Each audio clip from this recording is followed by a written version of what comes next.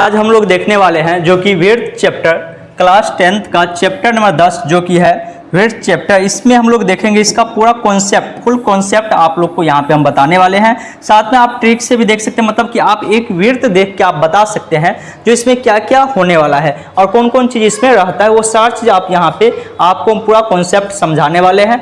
आप आसानी से आज के बाद आपको विड्थ का कोई दूसरा वीडियो आपको नहीं देखना पड़ेगा। अगर आप ये वीडियो पूरा देख लेते हैं तो आपके बुक में जो भी ऑब्जेक्टिव कॉन्सेप्ट का होगा, ठीक है, वो सभी ऑब्जेक्टिव आप बहुत आसानी से बना सकते हैं। तो आप पूरा क्लास जरूर देखिएगा। अगर आप चैनल पे पहली बार हैं तो चैनल को सब्सक्राइब आइकन ऑल कर लीजिएगा। यहाँ पे हम लोग बात करते हैं विड्थ के बारे में, सर्कल के बारे में। तो देखिए विड्थ कहा गया एक निश्चित बिंदु से समान दूरी पर स्थित बिंदुओं का, कहा गया एक नियत बिंदु से समान दूरी पर स्थित बिंदुओं का समूह को हम लोग क्या कहते हैं, विड्थ कहते हैं। कहने का मतलब है अगर यहाँ पे एक मेन पॉइंट है, ठीक है, मान के चलिए यहाँ पे एक पॉइंट होता है और इस पर हम बैठा के अगर चारों साइड घुमाते हैं तो बहुत सारे ये पॉइंट चलता है और इसी को हम लोग क्या कहते हैं, विड्थ कहते हैं। तो आप इतना चीज तो बहुत आसानी से जानते होंगे पहले से भी। आगे जब हम लोग आते हैं तो देखिए कहा गया परिधि किसे कहते हैं, परिधि किसे कहते हैं। तो इस सभी चीज को पहले एक हम फिगर से ही आपको समझा देते हैं, उसके बाद आप परिभाषा आप देख सकते हैं। यहाँ पे देखिए हम सबसे पहले क्या करते हैं, एक विड्थ बनाते हैं, एक विड्थ लेते हैं, ठीक है। अब इस विड्थ में क्या क्या होता है ये चीज आपको समझना है। देखिए ये एक विड्थ है, अब विड्थ में होगा कौन कौन चीज, यही चीज आपको मेन यहाँ पे जानना है। तो आपको याद रखना है ये जो चारों साइड से घुमा हुआ है इसे हम लोग क्या कहते हैं, अगर किसी विड्थ के चारों साइड से घुमा हुआ जो ये भाग होता है इसे हम लोग क्या कहते हैं, तो इसे कहते हैं परिधि। कौन सी कहते हैं, परिधि कहते हैं, ठीक है। विड्थ के चारों साइड से जो घुमा हुआ भाग होता है इसे ही हम लोग क्या कहते हैं, परिधि कहते हैं। जो कि यहाँ पे इसका परिभाषा आप देख सकते हैं, दिया भी होगा। जो विड्थ को घेरने वाली रेखा को क्या कहते हैं, परिधि कहते हैं। जो विड्थ के चारों साइड से घेरता है उसी रेखा को हम लोग क्या कहते हैं, परिधि कहते हैं। वही चीज यहाँ पे समझा है। उसके बाद इसमें हम लोग जानते हैं कोई एक बिंदु होगा बीच में जहां से इसको घुमाया गया होगा। तो ये जो घुमाया गया यहाँ से लेकर यहाँ तक जो दूरी होगा, जितना पे प्रकार को हम लोग रखे होंगे इसी को हम लोग क्या कहते हैं, इसको हम लोग कहते हैं त्रिज्या। क्या कहते हैं, इसको त्रिज्या कहते हैं। जिससे हम लोग सूचित कौन चीज से करते हैं, आर से सूचित करते हैं। जो केंद्र से लेके परिधि की बीच की दूरी को हम लोग क्या कहते हैं, त्रिज्या कहते हैं। ये जो बिंदु लिए थे इसे हम लोग क्या कहते हैं, इसे हम लोग कहते हैं केंद्र। कौन सी कहते हैं बाबू, केंद्र कहते हैं इसको, ठीक है। जो बीच में होता है उसे क्या कहते हैं, केंद्र कहते हैं। और जो केंद्र से लेके परिधि की बीच की दूरी को हम लोग क्या कहते हैं, त्रिज्या कहते हैं।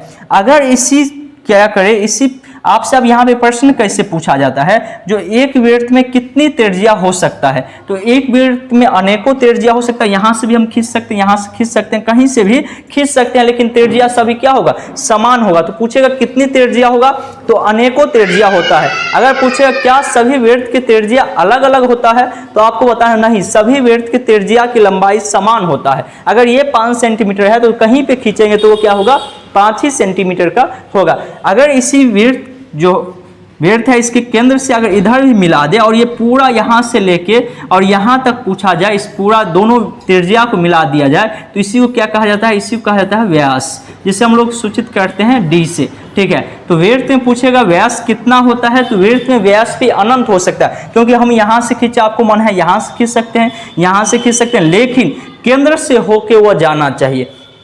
अगर किसी विड्थ में केंद्र से होके कोई रेखा गुजरता है और दोनों परिधि को छूता है तो उसे हम लोग क्या कहते हैं, व्यास कहते हैं। अगर केंद्र से लेके परिधि के बीच ही है तो उसे हम लोग क्या कहेंगे, त्रिज्या कहेंगे। लेकिन अगर यही रेखा हम ऐसे करके खींच दे कहीं पे, तो जो क्या हो, दोनों परिधि को तो स्पर्श करता हो, दोनों परिधि को तो स्पर्श करता हो, लेकिन क्या हो, केंद्र से होके नहीं जाता हो, इसे हम लोग क्या कहते हैं, इसे हम लोग कहते हैं जीवा। इसे क्या कहते हैं, जीवा कहते हैं। अभी सभी का परिभाषा भी आप लोग को आगे हम दिखाने वाले हैं और आपको अपने कॉपी में सभी को अच्छे तरीका से क्या करिएगा, नोट कर लीजिएगा। तो आप समझ गए, अगर केंद्र से होके जाए तो उसे व्यास कहेंगे, अगर केंद्र से होके नहीं जाए तो उसे हम लोग क्या कहेंगे, जीवा कहेंगे। पूछेगा विड्थ में कितने जीवा होता है, तो हम लोग कहेंगे विड्थ, एक विड्थ में अनेकों जीवा हो सकता है, ठीक है। लेकिन पूछेगा क्या विड्थ का व्यास किसे कहते हैं, तो विड्थ का व्यास उसे कहते हैं जो केंद्र से होके जो रेखा गुजरे उसे हम लोग क्या कहेंगे, व्यास कहेंगे। उम्मीद करते हैं यहाँ तक आप बहुत आसानी से समझ रहे होंगे। अगर इसी वृत्त में क्या किया जाए, जैसे यहाँ से कोई रेखा चलेगा और इस वृत्त को क्या करेगा, एक बार स्पर्श करेगा, एक मिनट, इस वृत्त को एक बार स्पर्श करके निकल जाएगा। इस यहीं से बनाते हैं। अगर किसी वृत्त को एक बार ही सिर्फ स्पर्श करता है तो इस रेखा को हम लोग कहते हैं स्पर्श रेखा। क्या कहते हैं बाबू? स्पर्श रेखा कहते हैं। अगर किसी वृत्त को सिर्फ एक ही बिंदु पर स्पर्श करे तो इसे हम लोग क्या कहते हैं? स्पर्श रेखा कहते हैं। और जिस बिंदु पर स्पर्श करता है इसे हम लोग क्या कहते हैं? इसे हम लोग कहते हैं स्पर्श बिंदु। इसे क्या कहते हैं? स्पर्श बिंदु कहते हैं। ठीक है, अगर किसी वृत्त के परिधि पर सिर्फ एक बार ही स्पर्श करे, एक ही पॉइंट पर स्पर्श करे तो उसे स्पर्श रेखा कहेंगे। और जिस बिंदु पर स्पर्श करता है उसे हम लोग स्पर्श बिंदु कहते हैं। और पूछेगा आपसे जो एक वृत्त में कितना स्पर्श रेखा हो सकता है, तो अनेकों हो सकता है। आपका मन है यहाँ से खींच दीजिएगा, यहाँ से खींच दीजिएगा, यहाँ से, तो एक वृत्त में क्या हो सकता है? अनेकों स्पर्श रेखा खींचा जा सकता है। अब देखिए इसी में क्या है, अगर किसी रेखा को हम ऐसे करके खींच दिए, जो कि क्या हुआ, दोनों इस वृत्त के दोनों परिधि को पार करते हुए निकल जाए, छेदते हुए निकल जाए, तो इसे हम लोग कहते हैं कौन सी? इसे हम लोग कहते हैं छेदक रेखा।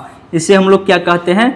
छेदक रेखा। अगर किसी वृत्त के परिधि को दोनों साइड छेदते हुए निकल जाए तो इसे ही हम लोग क्या कहते हैं? इसे हम लोग कहते हैं छेदक रेखा। उम्मीद करते हैं आप समझ गए होंगे वृत्त में इतना चीज होता है। अब इस सभी चीज का हम लोग परिभाषा, अगर आपको समझने में कहीं पर दिक्कत हुआ होगा तो आप वीडियो को पीछे करके आप देख सकते हैं। तो परिधि समझ गए। त्रिज्या देखिए आपको बताए थे, केंद्र से परिधि तक की दूरी को ही क्या कहते हैं?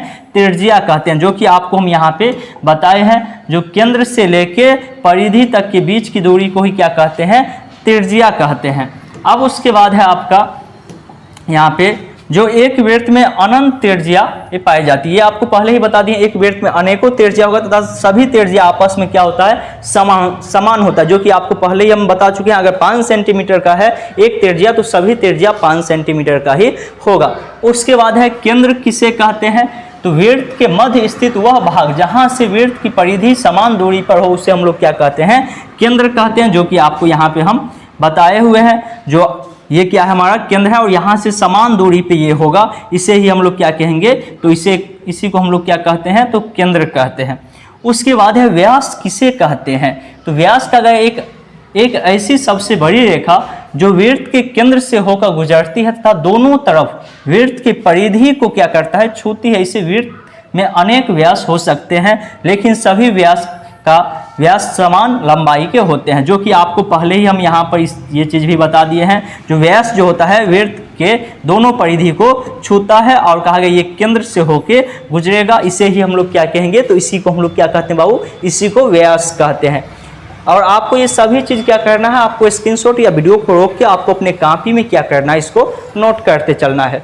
उसके बाद हमारा आता है जीवा किसे कहते हैं? तो ऐसी रेखा जो दोनों वृत्त की परिधि को पर मिलता हो किंतु केंद्र से होकर नहीं जाता हो, जो कि आपको अभी हम बताए थे। कोई वृत्त है और इस क्या हो? केंद्र से नहीं जाए, बाकी कहीं से भी खींचा जाए, तो इसी को हम लोग क्या कहते हैं? जीवा कहते हैं।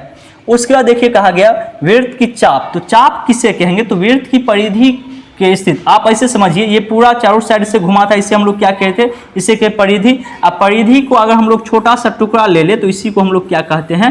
चाप कहते हैं। अगर छोटा सा भाग, चाप आप लोग देखे होंगे गांव में लगाता है केस में, जो कि चाप जो लगाता है इसी तरह से टेढ़ा हल्का सा रहता है, तो इस तरह से याद रख सकते हैं।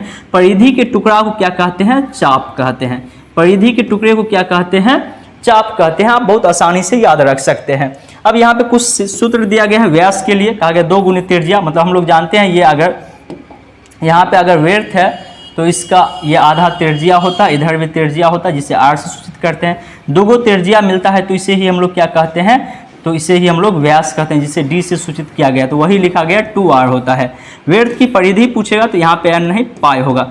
तो देखिए वृत्त की परिधि अगर आपसे पूछे तो एक बहुत अच्छा लाइन है, न दोस्ती न प्यार, न दोस्ती न प्यार, वृत्त की परिधि 2πr। वृत्त की परिधि 2πr, न दोस्ती न प्यार, वृत्त की परिधि 2πr। इस तरह से आप याद रख सकते हैं। तो पूछेगा वृत्त की परिधि क्या होता है? तो 2πr। वृत्त का क्षेत्रफल अगर आपसे पूछे तो पाई आर स्क्वायर, वृत्त का क्षेत्रफल पाई आर स्क्वायर, ठीक है। वृत्त में कितना प्रतिच्छेदी रेखा होता है तो अनेकों हो सकता है, कितना स्पर्श रेखा होता है अनेकों होता है, वृत्त में कितना जीवा होता है अनेकों होता है, वृत्त में कितना व्यास होता है अनेकों होता है, वृत्त में केंद्र कितना होता है अनेकों होता है। स्पर्श रेखा किसे कहते हैं, जो एक बार वृत्त के परिधि को स्पर्श करके निकल जाए उसे स्पर्श रेखा कहते हैं, जिस बिंदु पर मिलता है उसे स्पर्श बिंदु कहते हैं। और इसमें कुछ चीज छोटा होगा तो हम लोग नेक्स्ट वीडियो जो आने वाला है जिसमें आपको एक्सरसाइज 10.1 करवाने वाले हैं उसमें आपको बताया जाएगा, वहां पे तो लगभग 10 चैप्टर का आपको सभी आपका जितना भी फार्मूला था सभी आपको हम बता चुके हैं। और इससे आप जब ऑब्जेक्टिव बनाइएगा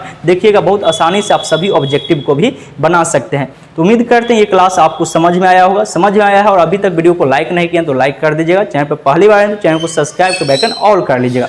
चलिए हम लोग मिलते हैं नेक्स्ट क्लास में, तब तक के लिए जय हिंद जय भारत।